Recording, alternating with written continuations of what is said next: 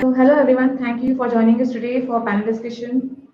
This discussion is a blessing in disguise in the current circumstances, which has been the advent of online education in India. Hence, in pursuit of it, our panelists are going to discuss about the future of education. So, let me introduce you to our career mentor and moderator, Mr. Shailesh Dume, sir. Shailesh Dume, sir, have been working for past 23 years in EPC field as a process engineer and overall in charge for field and detail engineering. In the role of lead engineer, Sir have led teams of up to 11 process engineers for big size projects. As a part of the PMC team, Sir have monitored all activities of the engineering contractors and have led multidisciplinary teams. So here, hence I will hand over the further proceedings to Shailesh sir. Over to you, sir. So I'll just go through the introductions. Today on our panel we have Bidunmala Salunke, the principal of Mount Literacy School, North Calcutta. A career guru with Deya with more than 23 years of effective and independent management experience of diverse objectives, in which 16 years has been committed to fostering a positive learning atmosphere and forward-thinking mentality in education and training industry, and 4 years in strategic execution and implementation of IT projects. She has outstanding proven record of achievements, maximizing effectiveness of education programs through skillful curriculum development, counseling, goal setting, organized teamwork, and performance evaluation. She has also been involved in school and policy reforms, academic and behavioral plans, and innovative teaching methodologies. We have Mr. Milind Phadke, who is a senior educator. He has an experience of more than 23 years in the education field. He has worked as a teacher in state as well as CBSE affiliated schools. And now he has also been a founder principal for a school and assisted that school to get CBSE affiliation. So he's got a very strong background in education. We have Ashu Wadhwa, who is the principal of Paramita Heritage School from also she is a B.Ed as M.Ed and a M.Phil with a complete focus in education. And she has been working in a lot of areas like staff development, lesson planning, language teaching, and curriculum development. We have Geeta Giri, who is the principal of Silver Spring School, and she's a skilled professional with a 10 years experience in as a teacher and a principal of a CBSE and ICSE board school. She started off as a scientist with the Ministry of Coal and Mines, and then moved on to education into the education field, and at present is the principal of Silver Spring International School. So, with this introductions, start off with the panel discussion. So everybody has been it's been pretty challenging 8 months for all of us. So let's start off with the first question. So first question to all the panelists. So we have been facing a lot of challenges lately on because of the pandemic, and classrooms have stopped, and we have moved on to a online education. A lot of the students also have not been able to come online because of issues on the technical side. So my question the first question is looking at the three key stakeholders, who are the parents, the teachers, and the students. What are the kind of challenges that you see in the education field So let's start with with the respect to question. the advent of the pandemic? What are your views on this? Sure, sir. Let me start with the technical challenges. Speaking about online classes, let me see what is education. Education is a manifestation of knowledge which already exists in every individual, wisely said by Swami Vivekananda. So, we all educators, mentors, teachers, we are trying just to manifest the inherent talent, the huge amount of intellectual knowledge, the energy, the dreams of these youngsters. And in this process, we are facing different challenges. If I speak of challenge, the biggest challenge of our lifetime is COVID-19, the pandemic situation, which has forced us to re-evaluate our whole education system and plan accordingly. Everybody has a difficulty. The teaching faculties, parents, students, everybody is going through a very rough time.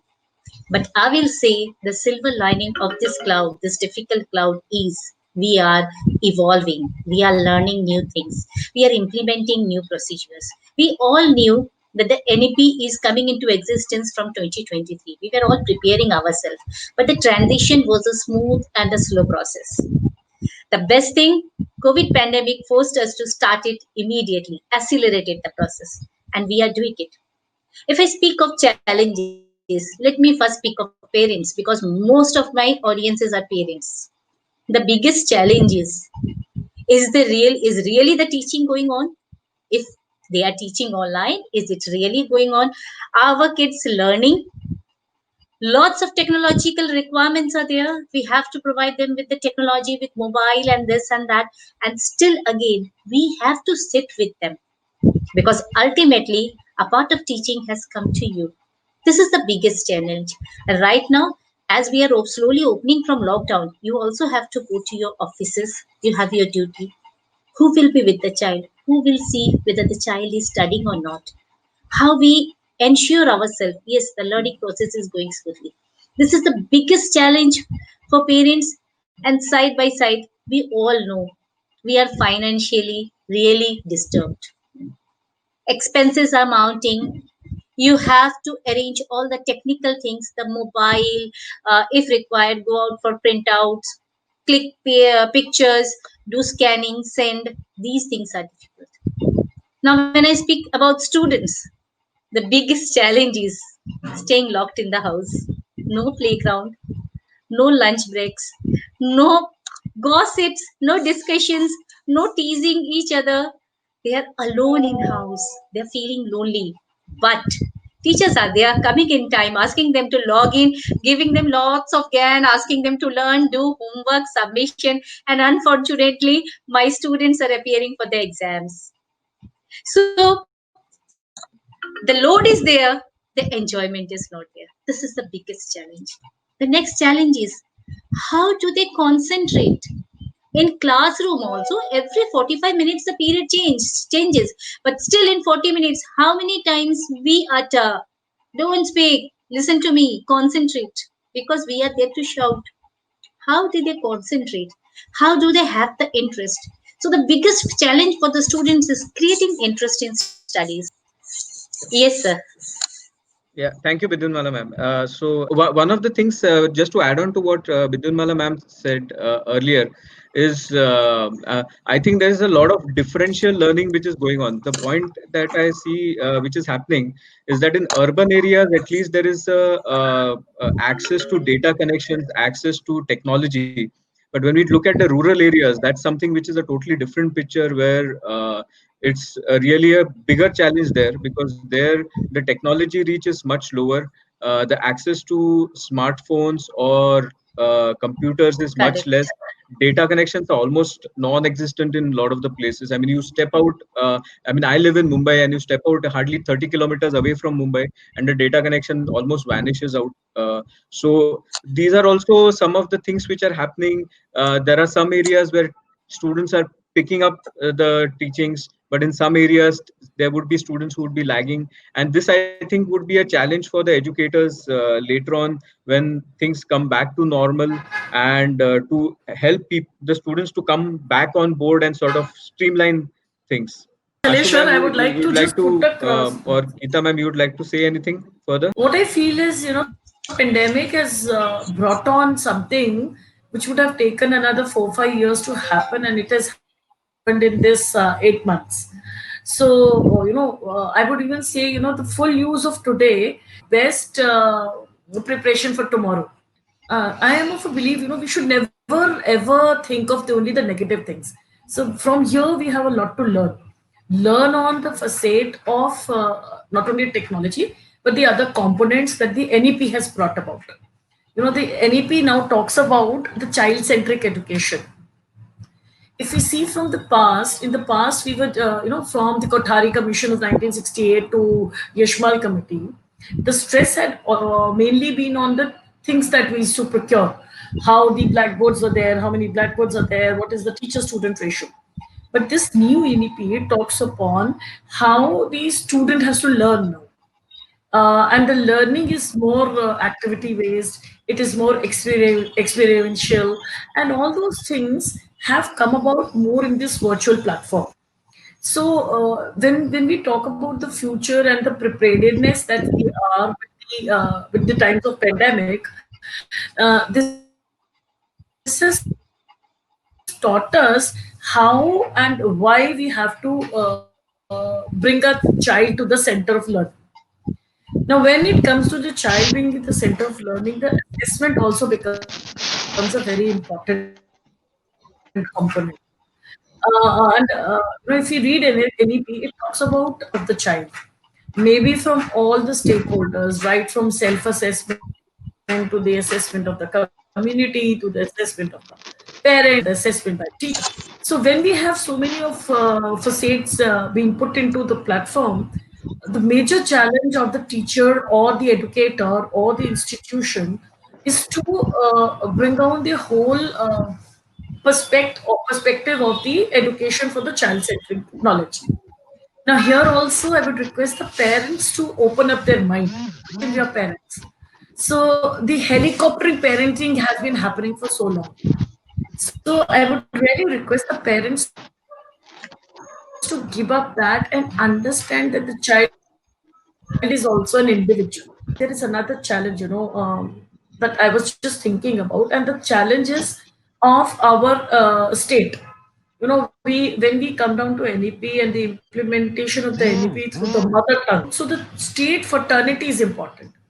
So, Vidal Ma'am, I agree with you. The technological advancement also and the coming of NEP has brought about new streams for education in the coming future, and the future is absolutely uh, it's shining for the children.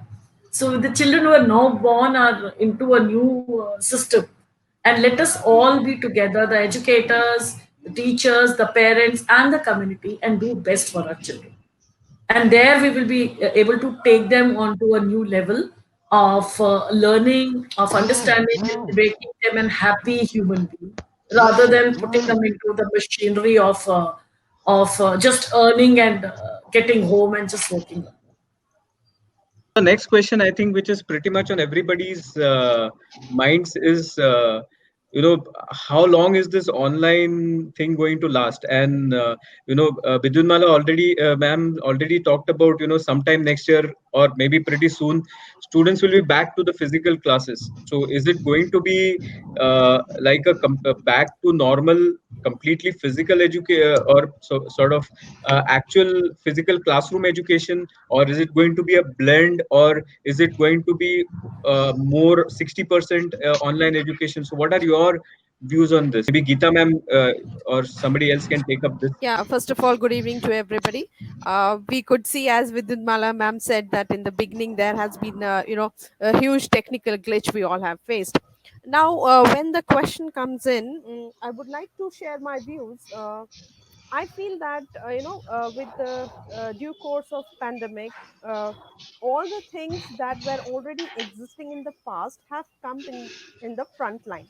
Now, what has happened is we talk about technological use, we talk about flipped classrooms, we talk about a number of resources which were being provided to the students, and teachers were already working on that. Now, the point here is those things which were existing at the back end, they have taken the front line, and we are more towards imbibing on the virtual uh, use of technology than the physical classrooms. As Mr. Salish has very well portrayed it here, that how far is it going to happen, and is it apt? So I would say, as the technology has already entered, and in the previous answer, as Ashu ma'am has said very well, that what was supposed to happen in a due course of time, that has started happening right now.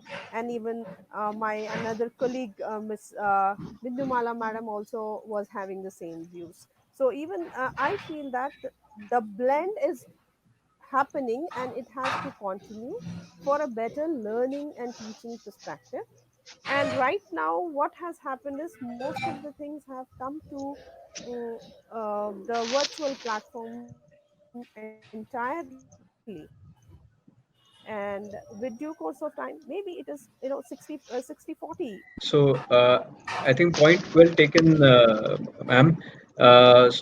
Basically, what ma'am was saying, that it's going to be more of a blend of the online, and the online is definitely not going to go away very soon, at least, and it's going to continue.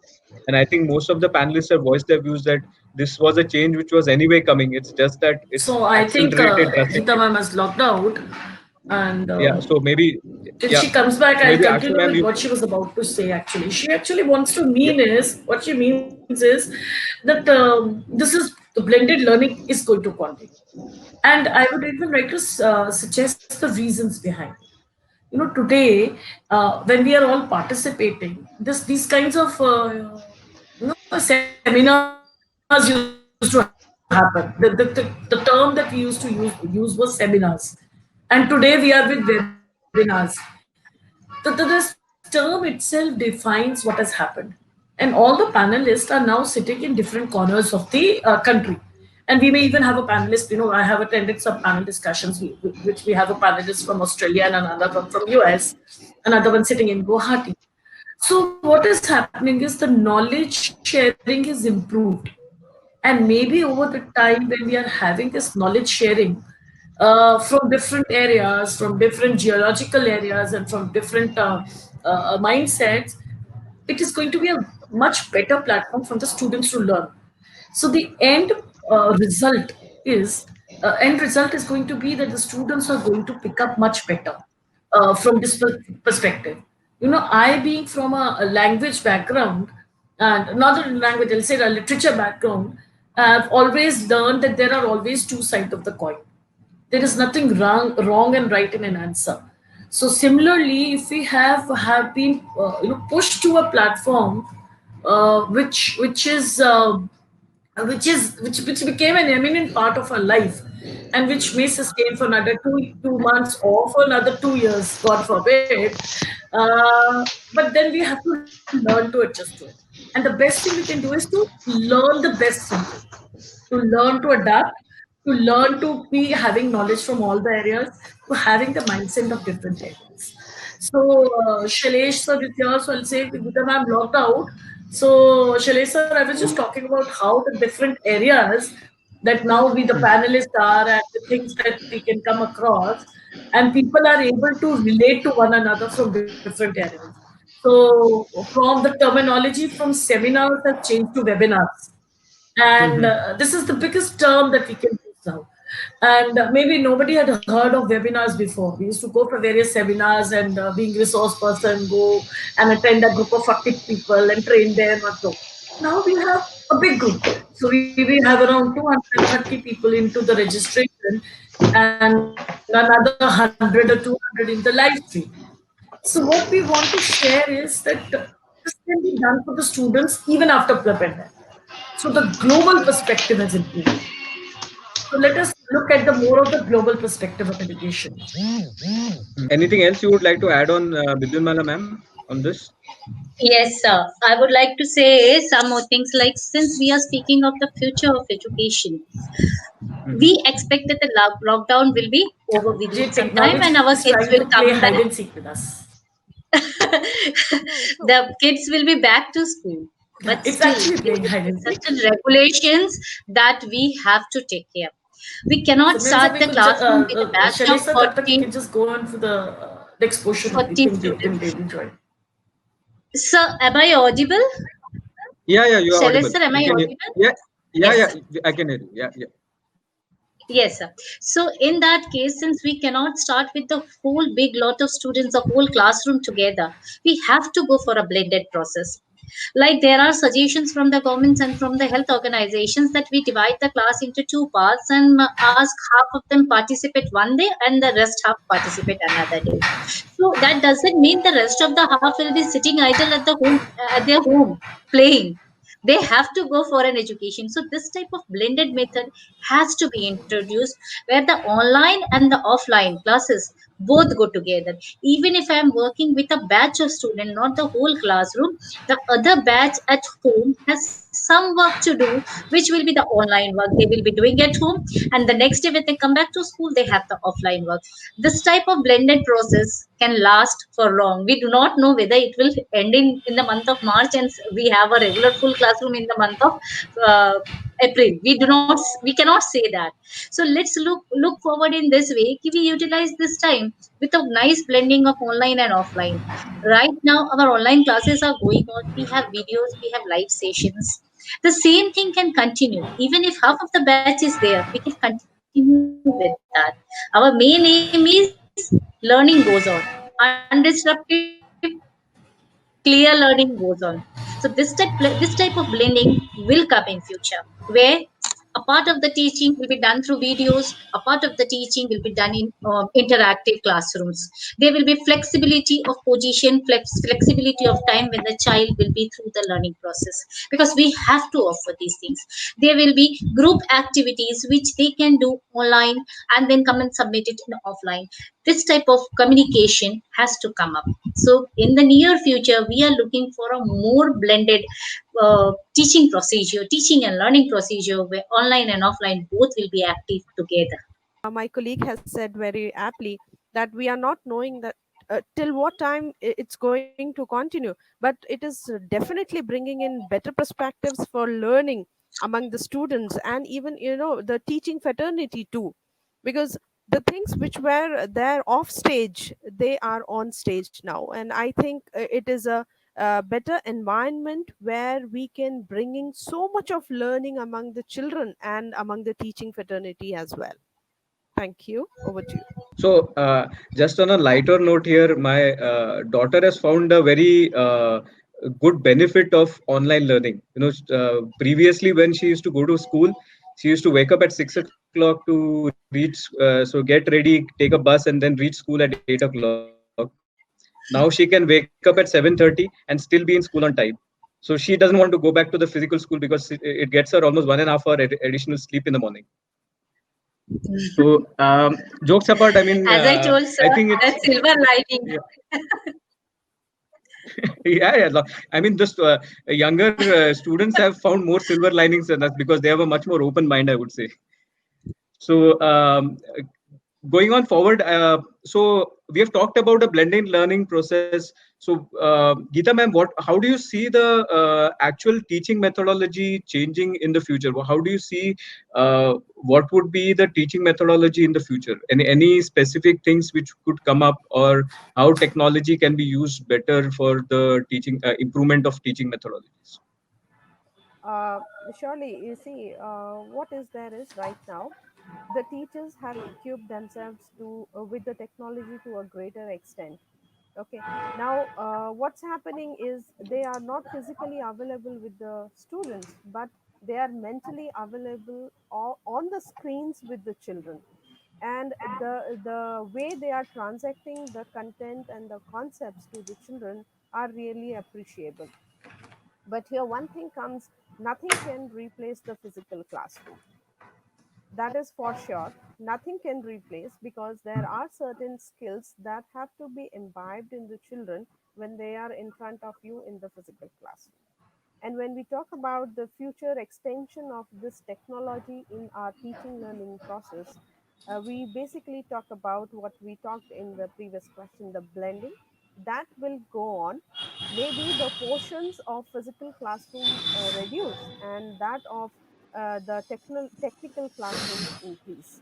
But yes, of course, there have been a huge change in the transaction of education from teachers, which used to take place in the physical classroom. Now the teachers are putting in all that effort in preparing the online content that has to be delivered to the age appropriate groups in apt manner. Now, when we talk about the visual classrooms, they cannot be as the physical classrooms used to be. They cannot be, a chalk and talk method. And earlier also that has come to an end, long years back. But when we talk about the virtual classrooms, we definitely have to have innovative teaching learning methodologies, which will be keeping the interest of the students intact. And that is very much important when the children are sitting in front of the screen from morning, say about 4 to 5 hours, because the learning has to happen, the teaching has to happen, the school has to, the school has to deliver what they have to deliver. Even the teachers are aptly prepared, but it does not mean that it goes bland. It has to be innovative, creative, and let me add on here, this is not only for the teachers who are on the virtual platform and doing their part. That again is to be supported by the students' interest and the parents' interest. That is what, I work for a CBSE school, and I'm very thankful to CBSE that they have brought in certain guidelines even for the parents, where they talk about the responsibility of the parents during this pandemic when the virtual classes are going on. So the student is entirely responsible for his or her learning with the help of the parents, though the teachers are putting in their 100% efforts on the virtual classrooms. I was about to go through with this. I was just reading few suggestions and questions. Meanwhile, as Geeta Madam said, कि after the pandemic, as you said, कि there is going to be a great blending, and that goes in all the way. So as you can see, the challenges must have come earlier, as we were discussing all around the world. The parents, the teachers, the school administration, the students, everybody. That's true, but this is a time when the government, the state government or district government, and the country's government of India and the school administration, along with the cooperation with the parents, and especially keeping in the mind with the students, the group of senior secondary student or college students or so on and so on onwards, they are planning with separate and specific kind of preparation for these kinds of opening of the school. When we start, when we put it in the slot wise or maybe in the group wise, say as you say in the newspaper, you must have read most of the thing, guidelines are coming in different states, in southern India, in northern India, eastern and western part of the country. But you can say slowly and gradually the students and the parents and of course the teachers, they have learned to learn a life with this situation and technology. Earlier, as we were looking into, the technology was a kind of new to learn. Now the technology has become a tool to make it happen to understand in the classroom.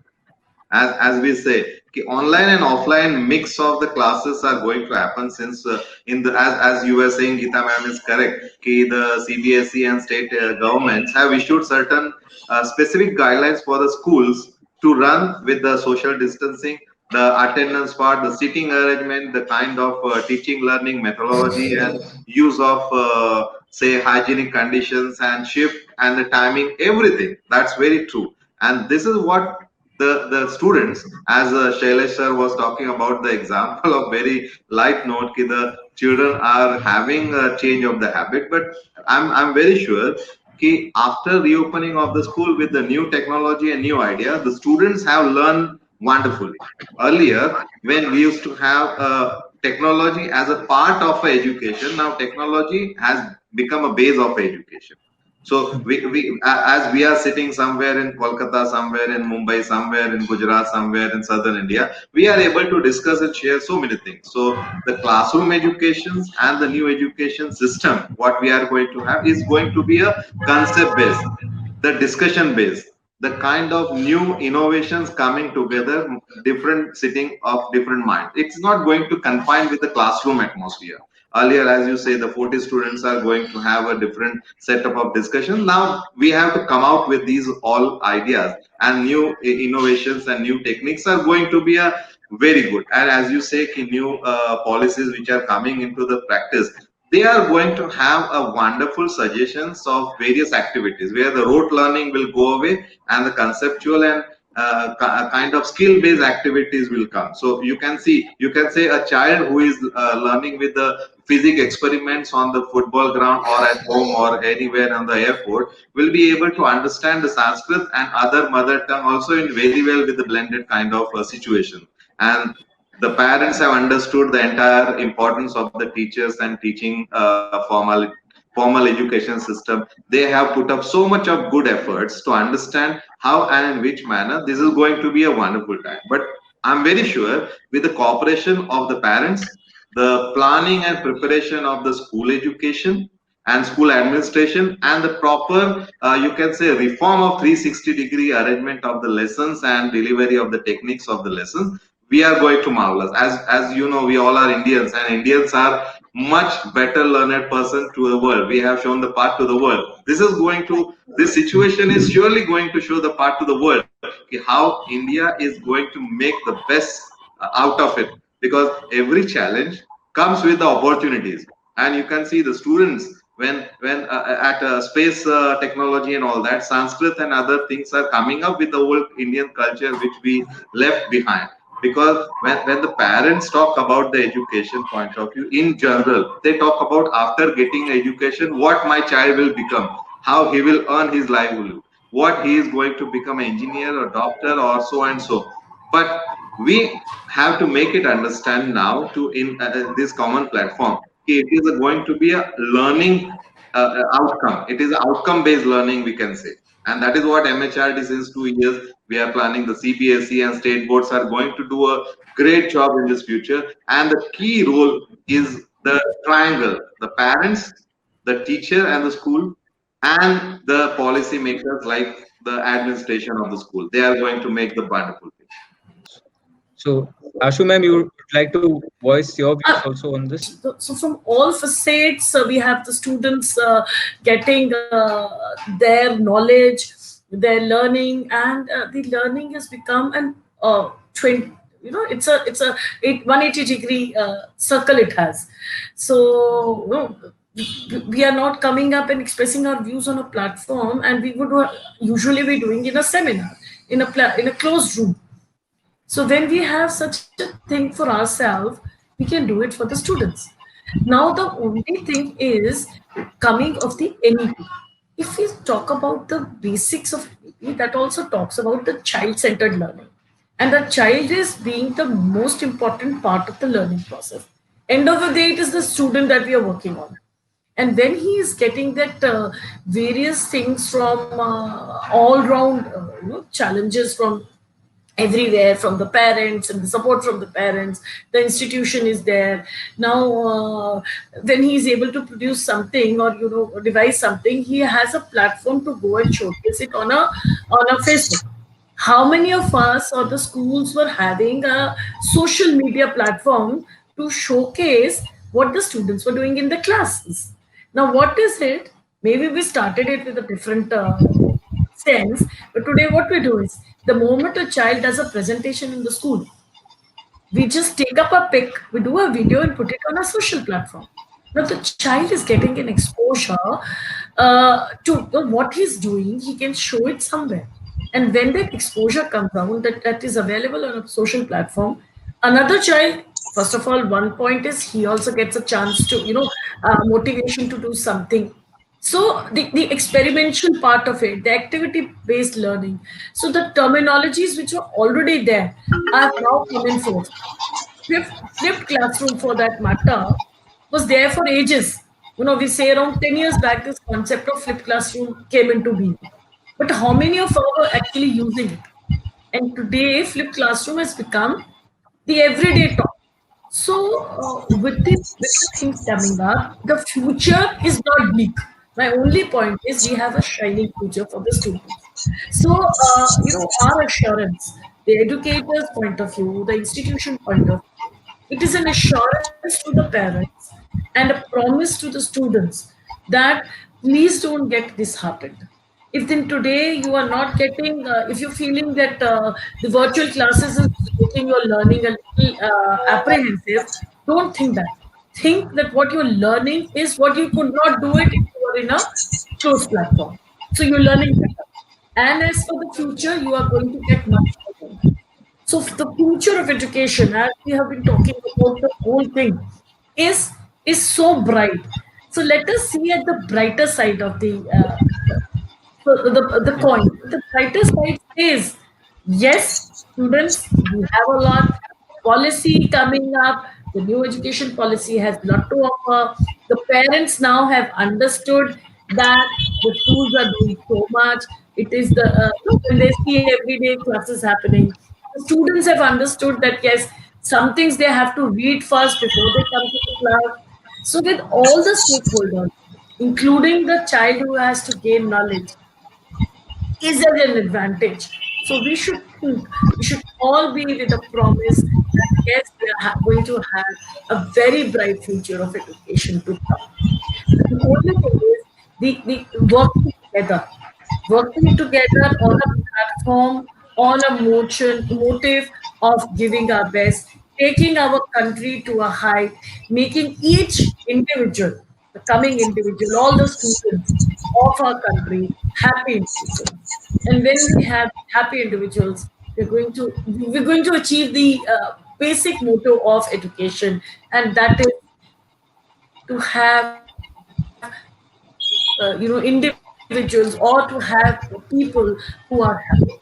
And when the country is happy, the future of a country is always happy. That is my always opinion.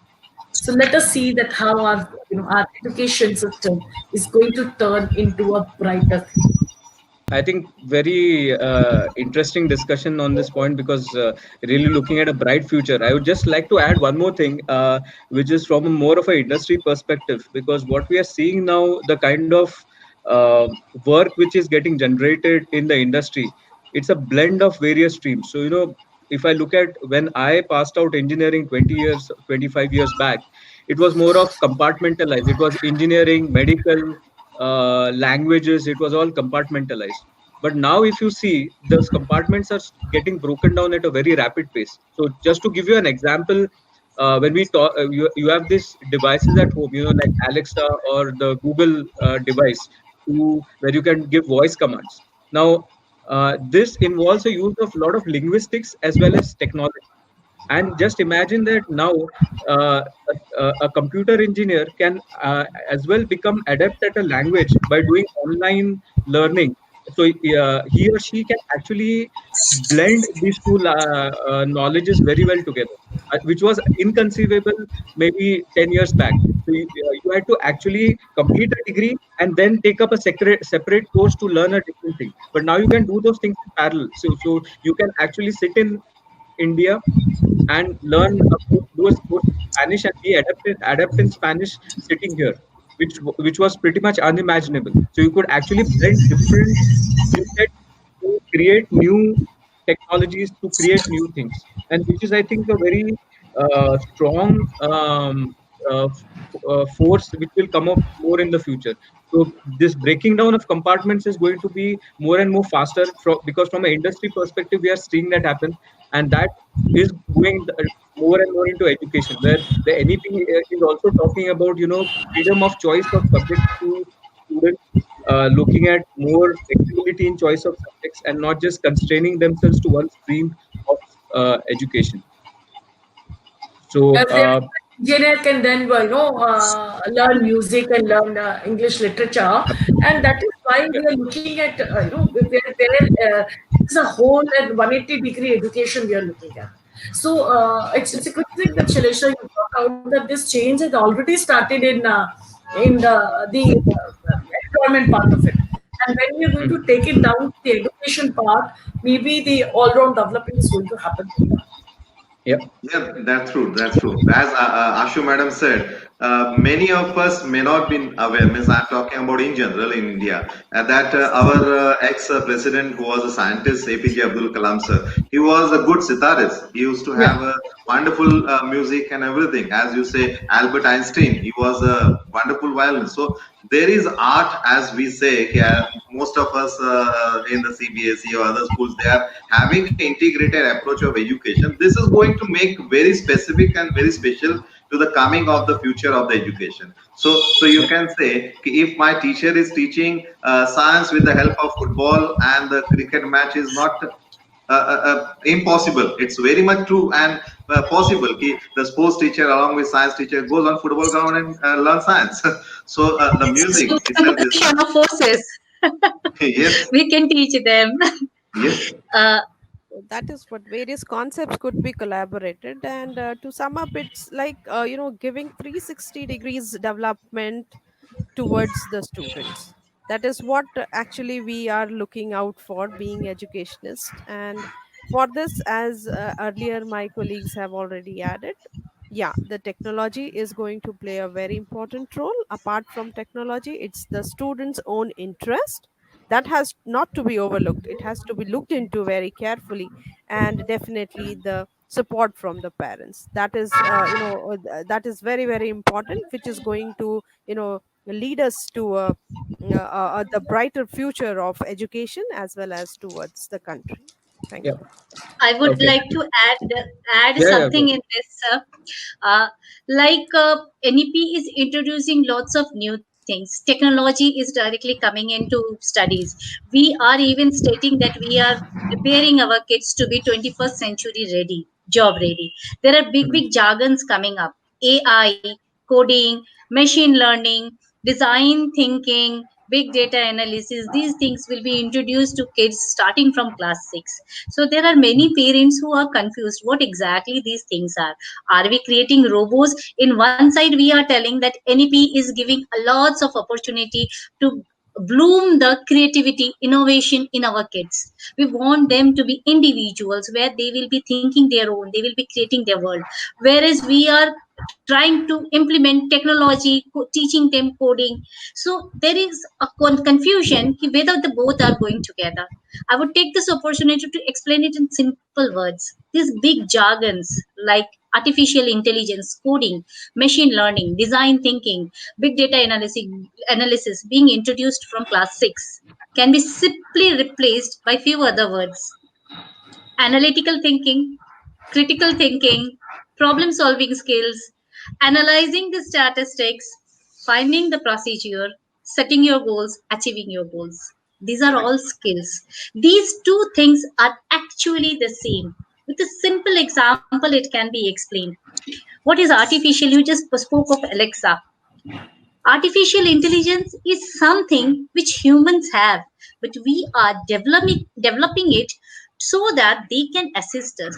We are not creating our competitors. We are not replacing humans. Humans are irreplaceable. We are just creating somebody to assist us. What is machine learning? Simply, the machine is also learning along with us. We have our mobile. Suppose today I search few Hindi songs. Tomorrow when I try to search, the mobile becomes intelligent if I allow my Google to be in a learning process, and it suggests me something which I have heard yesterday, something similar to it. So it's a learning process which the machine is doing along with us. So there is nothing to worry that they will replace us. There are no options because we are the creator, we are the designers. It is just a simple system that is running with us. Again, if I say of big data analysis, it's not a big term, it's a regular thing. If you just want to go out to a restaurant today evening, you will first find out what type of mood you have, what you want to eat today, then select out all the Chinese restaurant or the continental and then choose. It's simply what we are doing. If I take one example, suppose we have a marriage ceremony in our house, what do? We approach our elders, those who are experienced in organizing marriages.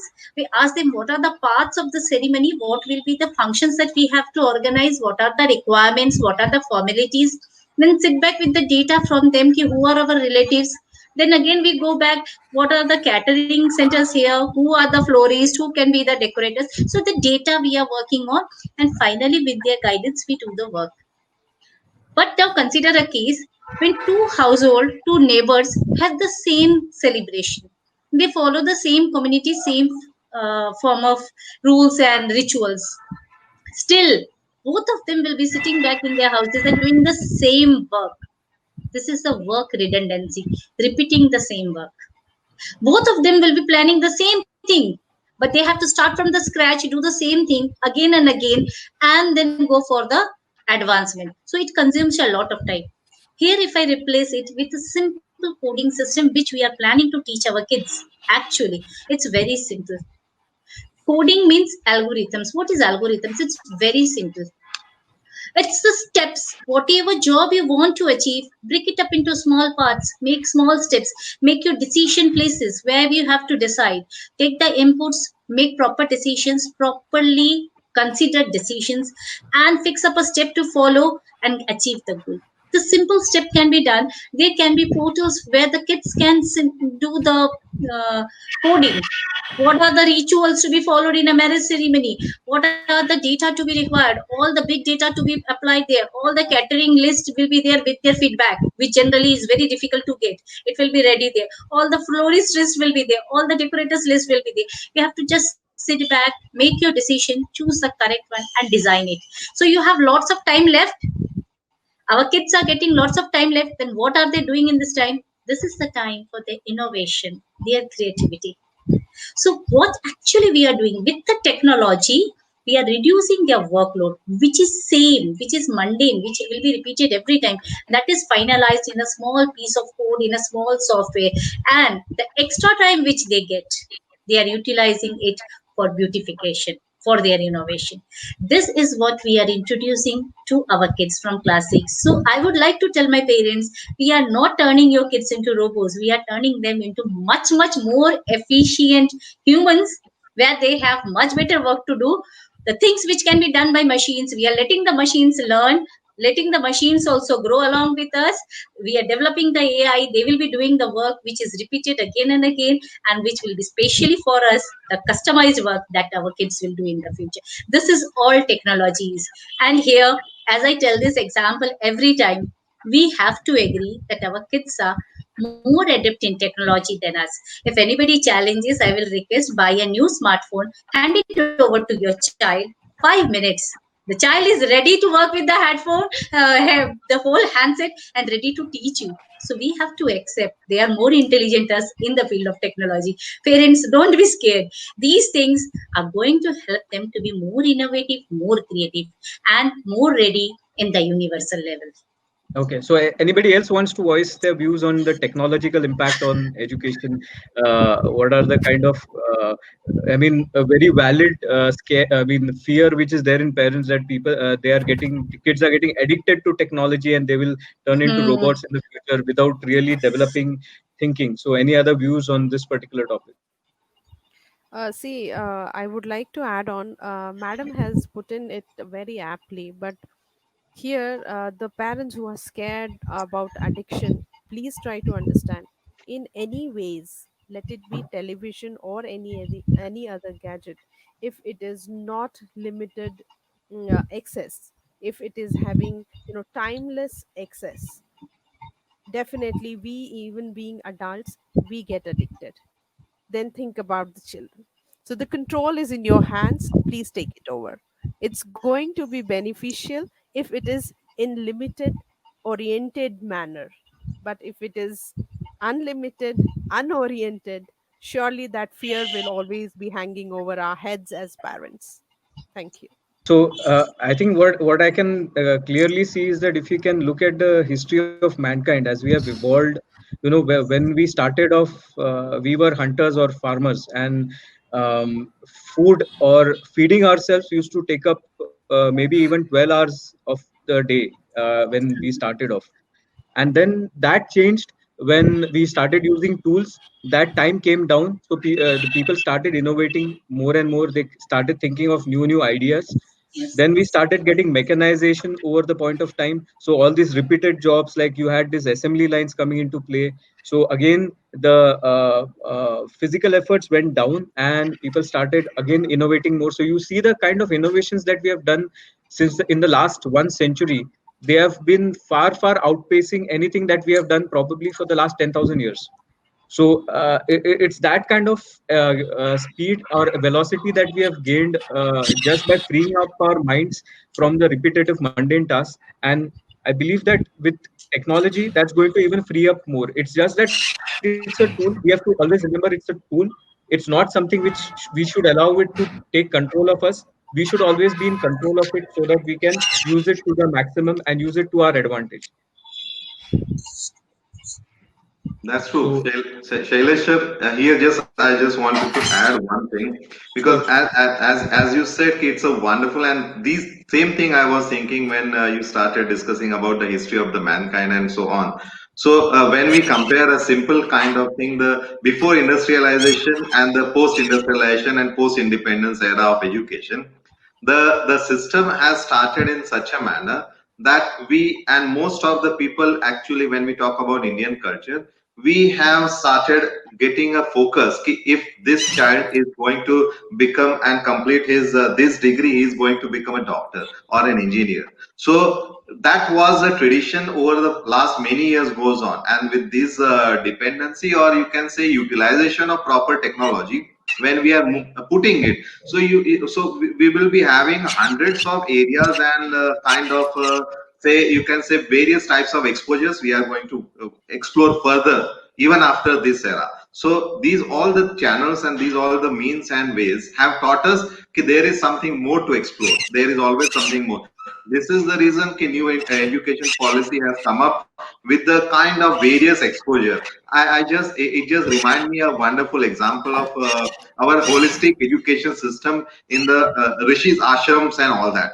So Yes. yeah, so if you imagine like Lord Krishna, or if you say his friends, other poor Brahmins or whoever may be, has to do lot of job, everything, and everything they have learned as a complete education to implement in their proper lifestyle and in their real life. So a person who is aware of everything in the right from cooking to first aid education and handling the machines and everything, that goes on hands-on experiment. And this hands-on experiment, whether it is a flip teaching methodology or exposure of physics or any other kind of exposure which we are going to have in the future, is going to benefit the child, because slowly and gradually, as you say, ki the human brain and the generations are developing with the high skill and high demand activities and all these development. So you can say ki our children and our grandchildren are going to be extended version of our creativity. So for them, there are going to be a various experiments which the teacher is going to do, and so that parents don't have to panic ki what they must have understood in their school life or in their childhood. The child is already seen, and the child is going to have the further to explore. So the inquisitive, the kind of ready to learn the challenges is more at a high degree, as our children are coming to different schools and different culture and different thing. So we don't have to be panicked. We don't have to have a comparison with the foreign education system or European education system. They have a particular setup of things. India is having vast diversity, and as I said, the career guru for the world is going to be India, as it's in true sense. This is the reason why most of the you can see the company leaders and most of the things with the planning, organization, controlling and directing, all sort of managerial skills, you will find the Indians at every place. Somebody was talking to me and telling if all our scientists and everybody comes back to India, suppose, you can see the world technology will have to have so many difficulties. And that we should think will come back. We yes, should always it will, say that will come back. it will. This is the reason. The traditional Indianism, buy Indian, be Indian, That's and the all this. positivity of today's seminar. Yes, No? And yes, yes. I think it is the high time to imbibe this in the personality of the individuals who are going to be the future of our nation. And that Correct. has to be done from So the educators and the positivity even the parents end too. of today's talk is that that the This- Yeah. So just we for are everybody's giving them a all the menu. participants' info. The restaurant में the one of that. So Yeah. the land of Takshashila and Nalanda Yes, is going to claim back its position. Yes. So Indian continent is going to claim back its position. We are sure about it. All the Yeah, terms absolutely. in NEP is actually what we had. You can easily relate. Yeah. What Sir said, Milind Sir said, it's perfectly true. We are just going back to the same place, claiming back our position, sir. So we have got a lot of questions come up. So we'll answer all the questions when the panel discussion is completed. And so I think we'll just move on to the last aspect, since we are talking about the future of education. One of the very important shifts which is happening in education right now is a move from knowledge towards skills. So there's a lot of focus on skills, and which is something which DEA as an organization has been highlighting and focusing on since quite some time. and this has got reflected in the national education policy also. Now there's a lot of focus on skills rather than the knowledge. So just to give an example, what happens is, when students or parents, when they start getting in, when the student gets very good marks in maths or science, the automatic instinct is, okay, he's very good in maths and science, let he can become an engineer. But people don't really focus on the skills which are required to be an engineer.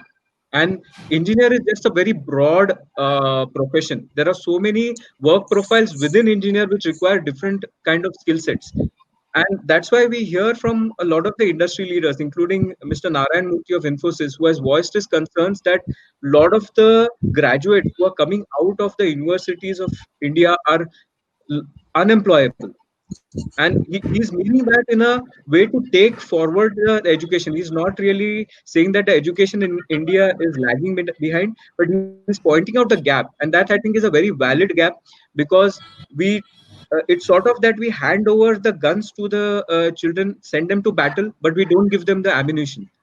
And the ammunition which is really there is skills like analytical thinking, problem solving, communication skills, which are very essential in a lot of jobs, which, or a lot of work that they would take up in their careers. So the focus has been a lot on the getting a degree or getting a post graduation done, and the focus has been less on what the child will actually do in his work life.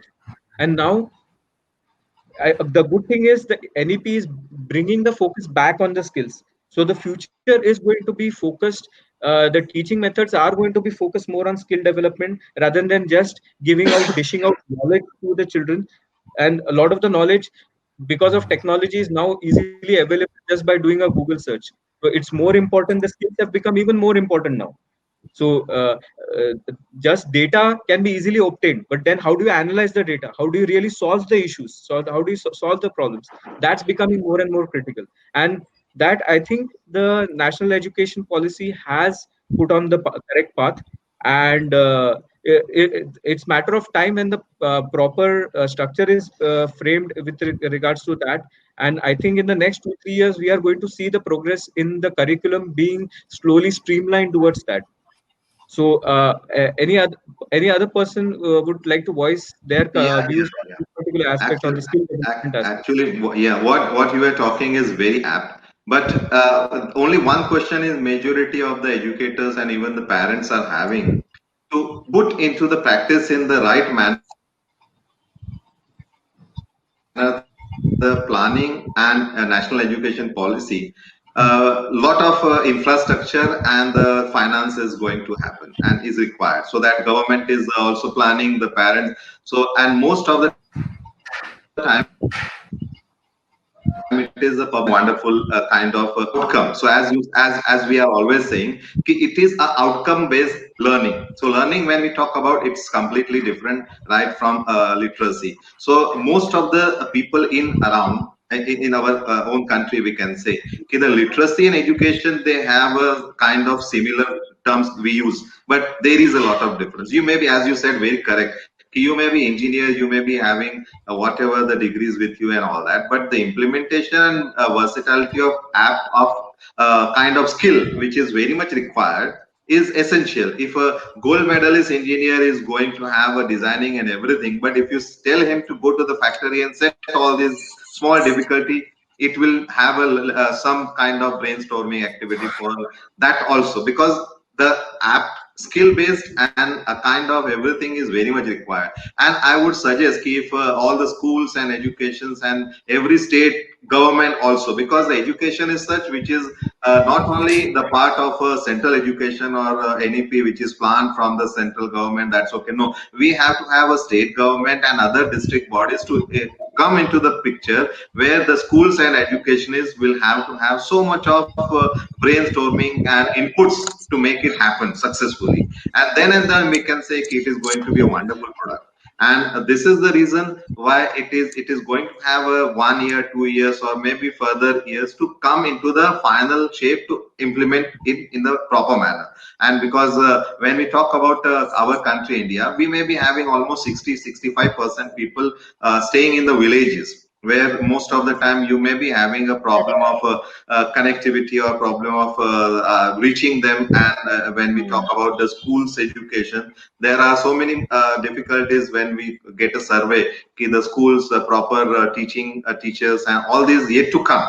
And when everything is going to put it in the right shape in the near future, when, as we say, we all are discussing with a very positive note, and that is how everyone is going to join. And then we can say the entire you can say the intention of this national education policy is going to complete in true sense. That is the reason when APJ Abdul Kalam sir said it is going to be a vision 2030. So that could be the step when after further to further, it is going to be a very wonderful shape. And I'm sure those who are my friends and other people, those who have visualizing their further jobs, and my other children and maybe my niece and nephews to go to New Zealand or Australia or Canada, they will strive to work very specifically in India. And that is what, as an educationist from our country, we are focusing, because the way the teacher makes it happen to the entire country and citizen, it is going to have a lot of impact. So what do you say, Shailesh sir? Yeah, definitely. I mean, that is for sure. That is, it's going to. It's basically involves. I think listening to all the stakeholders which are involved and hearing their concerns and then addressing concerns one by one. If that is not done, then that's not going to work out. That's very clear. And here, uh, you need to bring in all the I mean, it has been very consistently mentioned by all the panelists that we have four key stakeholders here. We have the parents, we have the teachers, we have the students, and then we have the government. So unless and until all these four stakeholders come on board and really work in tandem, nothing it's not going to be a smooth path.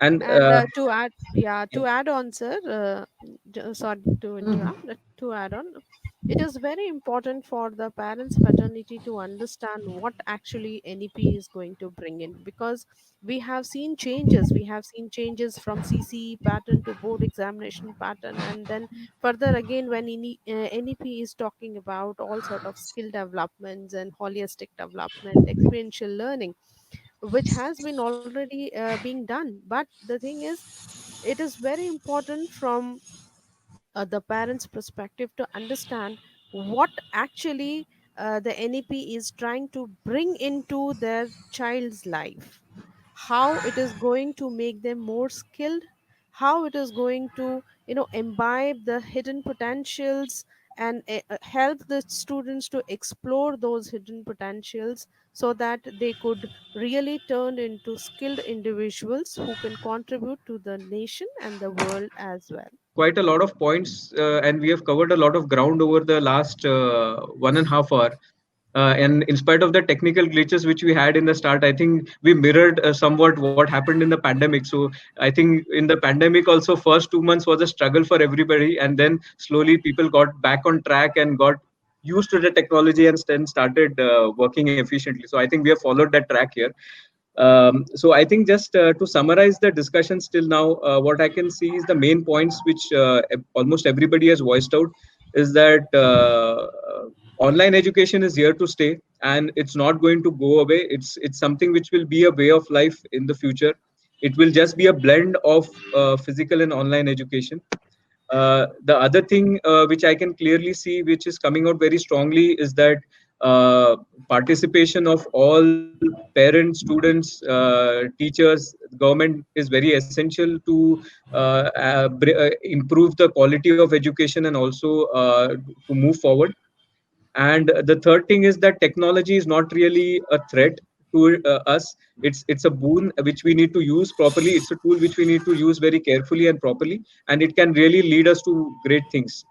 And in summary, I think the future is very bright. The things are changing rapidly, and it's up to us how we can adapt to those changes. And I mean, everybody is adapting, industry is adapting, normal people are adapting, and education also is adapting at a similar pace, I believe.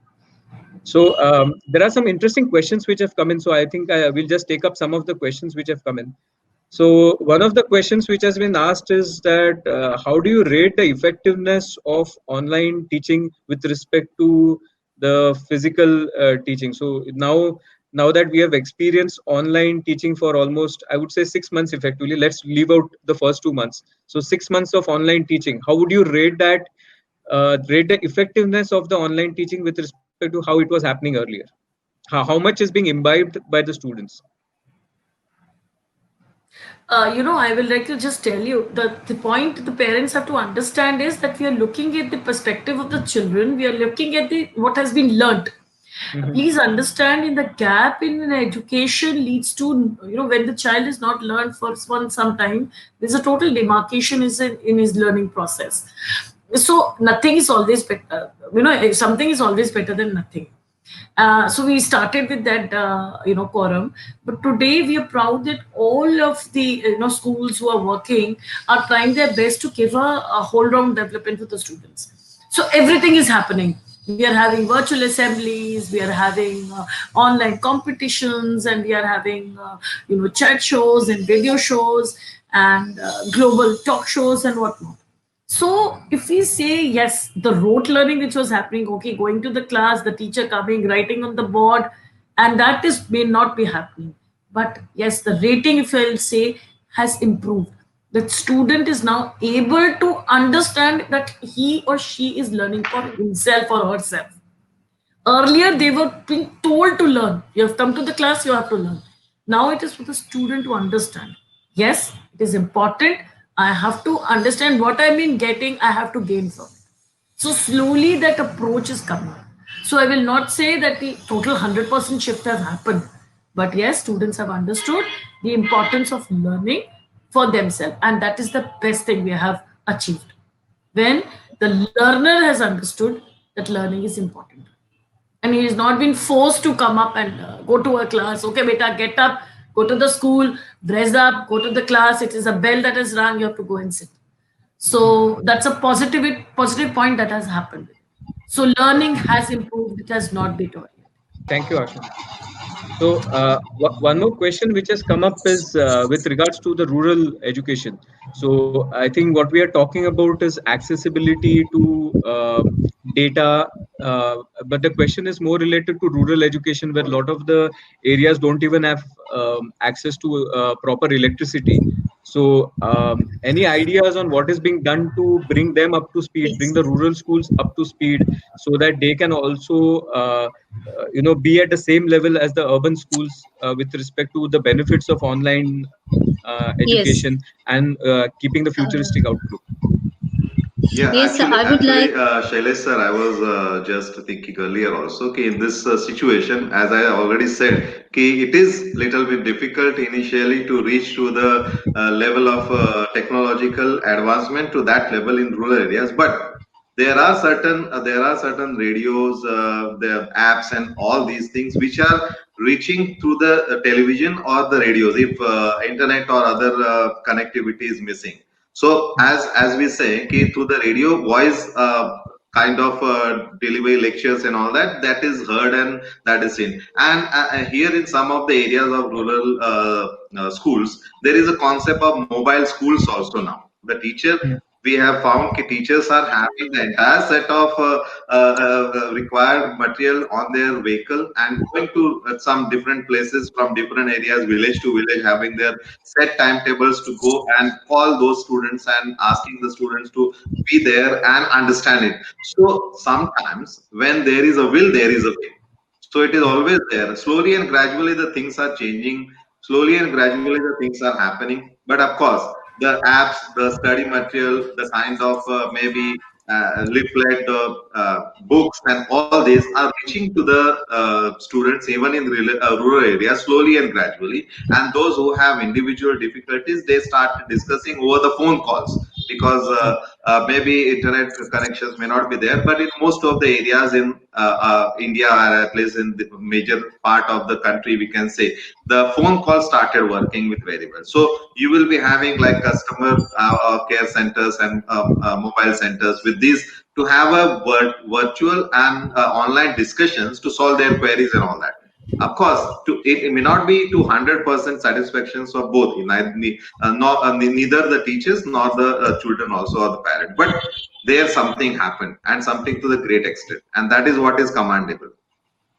So the central government has also taken certain steps. They have Yes. just gone through the whole procedure, reached the farthest corner to find out the difficulties. For examples, community classrooms have been organized. The government is Yes. providing for the schools, and it's just a set of TV with certain videos. The videos are being broadcasted there. The CBSE has also started its educational channel Channels. full-fledged. Class-wise timetable is already given in the website. The teachers can refer the timetable and arrange the classes with social distancing. In addition to it, the videos which are prepared are being shared with the teachers with a simple mobile and a projector set which is provided by the government to maximum of the rural areas. These videos can be shown to the students. Like sir just now, Milind sir just now said, the call conferencing and the counseling over phone, the explanation over phone has been active. In certain areas of the northeast also, there have been means new opportunities have come up, like tabs are being issued. Suppose a school is given uh, 50 tabs or something from the government, then these tabs are staying with the kids. Per kids they are getting the tab for a week. All the videos, all the study materials are loaded in these tabs, and these tabs are being circulated amongst the kids so that they can have the flexibility of revising what they are studying in the community classrooms. So these procedures are coming up. The KVs and the JNUs which are there in the Jawahar Vidyalayas which are there in the rural, they are also extending their support to other schools which are in much more rural area. The classrooms are recorded. The regular teaching classrooms of the teachers are recorded and shown to them on the screen. This initiative was there even for the frontline areas since the last 10 years, but it has been accelerated and all these have been tied up. So we can say, yes, we agree. There may be areas which is lacking electricity. Yes, we can agree networking problems are there. But like we decided to have electricity to each and every corner of India and we worked out, if we decide to educate our kids in each and every part of India, we can work out, but it should be a mutual. In this, I would like to put one thing. Like the private schools in urban, we have lots of facilities. Our teachers are making very nice videos, explanatory. We can also step forward to share our resources in the rural area. Yes. Yeah. We can also come forward to put our efforts. Whatever we are doing, it's with us. We have already done it. And sharing knowledge is always good. Sharing knowledge is like a bargat ka tree. You grow high, you come down. Yeah, So it goes that's in what we multiple. should be doing. Enhancing Yes. knowledge. Yes. Yes. Very, So very, that's what very we can put also, by. yeah, that's all we can also do, because we are also making the resources. It's a very good resource. Our kids are, they are also our kids. We can take forward. If each school, if each private school, those who are organized, those who are now running a very good online class, just adopts 2 to 3 schools, I think we can cover up the whole India. Yeah. Very aptly Okay. put in, ma'am. I would just like to add to both of my friends here, where there is a will, there is a way. And Sure. every circumstances, it brings an opportunity along with this. So let us use this, situation as an opportunity and move forward towards the development. One very interesting question which has come up. It might be slightly controversial, but the question is that there's a lot of ed tech platforms which have sprung up over the last 1 year. So how do you see these ed tech platforms? Are they sort of parallel competition to schools? How do you see them shaping up the future of education? Sir, I would like to begin here. I think there is no no parallel competition to the schools as of now. Nobody can compete with the schools. Yes, they may have the luring stuff with them, but definitely not a competition to the school at all, because the schools are firm. They know what the policy is saying. They follow the policies. They make their own step by step foundations, and they always keep in mind two very important stakeholders, One is the pocket of the parents and other is the student.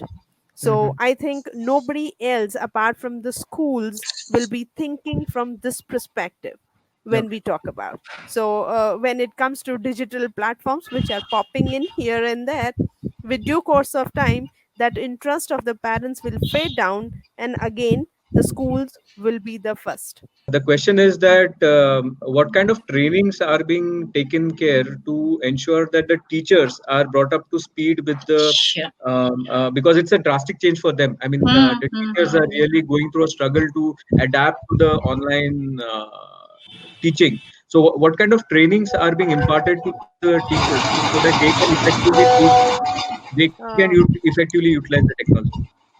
I think there have been lots of Sure. trainings organized by various COEs of CBSE. If I'm not wrong, we have lots of sessions on online classrooms, and moreover, when we talk about Google Classrooms or when we talk about Microsoft, these are the companies which have stand firm. They have stood firm with any sort of board that is coming on their way and asking for the help. So I think by this time most of the teachers are well equipped with using the technologies in apt manners for transacting the knowledge from their end to the students end, and with a lots of creativity in focus. And teachers here should be called another corona warriors, which has never been Yeah. taken into consideration, because the transformation that the teachers have gone through is so soon, because some of them were not even using mobiles properly. They were Yeah. just having one phones to call up and all.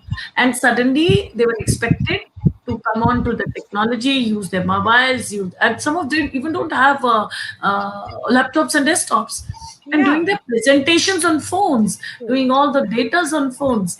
And then the school is also trying to do a lot, the pedagogy and the technology and everything they have to adapt. And for with that matter, the parents should understand it is not only at the school level, it is at the CBSE level that there are so many platforms that are available. If you see at the Diksha portal, every fortnight in Nishta, they are Yes, yes. links. They are beautifully done.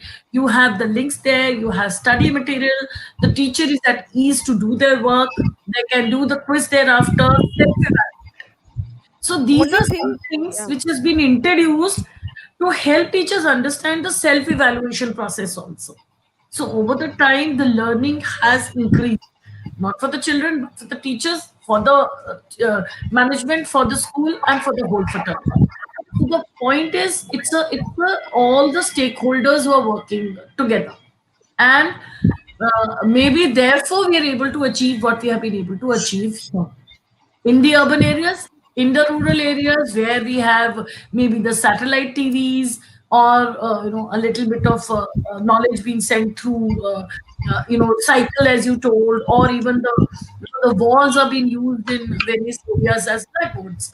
So everything possible is being tried to be done by the education facility, fraternity. But then the parents have also cooperated. There are so many places where the parents have pitched in to help come in for the regular classes. Today you don't have a substitute, or okay, I am good at abacus, why not I come in? So with so many things happening, end of the day, training is training also, and the training is from the boards also. The training is from the management also. So the learning is happening from. And I would like to add, there are so many open sources available, that Yes. only the thing is we need to explore it. Being teachers or being educators, only the leftover is exploration. The more you explore, the more you learn. That is what I would like to add. And with the phone in hand, earlier you used to watch nothing and see WhatsApp, and now people don't just go Right. and see, check WhatsApp. Now they go and see something. Okay, today there's a webinar, and why not I register there? So Right. people started up with coming up with free webinars, and then there are platforms who gave a lot of free webinars in the beginning, like Team Hire, and now they have come up with more, with webinars with the paid webinars. So the process has been very gradual. The interest have been raised into education, into learning through webinars. So everything is In happening every day. So you're In not just going nutshell, and watching some serials and all, and you're watching a lot of webinars also. in So nutshell, we it can was say, yeah, we can say that the COVID pandemic, this huge challenge for all of us, has accelerated the teaching and learning procedure for each one of us. We are also learning, they are also learning, and we Everybody's have learning. lots of options. And I will say the government has also acted in a war footing. They have provided us with plenty and plenty of options for training. It is all available, even free of cost. Anybody can log in and get yourself updated. So we are getting the backup support. It's just as Geeta ma'am said, it's just the time to explore and learn and grow. Everyone growing together. Yeah, and just on a lighter side, when the online teaching started, I could see that children used to play pranks on the teachers using the features of Google Meet or some other thing. I think the teachers have also become smart. They catch them playing the pranks now, and they can identify which students are doing such things now. Because Sure. initial 2 months, I think it was a pretty steep learning curve for the teachers because the students were more adapted using the technology, and they used to do all sort of things on Google Meet. Actually, students are, technology natives, and most of the teacher are technology migrants. But Yeah, within few days now, the teachers are very well equipped and yeah, are into natives Aptly also. said. So you yeah. talk to them and they are ready with all the answers now. Right. Okay. So I think we have almost come to the close of the panel discussion. Thank you, everybody, for your contribution. I think it was a very interesting discussion. We started off with the pandemic, but we moved on to much more positive notes. And I think everybody's got a smiling face and pretty much looking very positively at the future. And I hope all the attendees could also gain quite a good view of how the future of education would look like, and what all things they can look forward to as a parent or as a student or as a teacher or as an educator, um, in the next coming years, and how the things are going to shape up.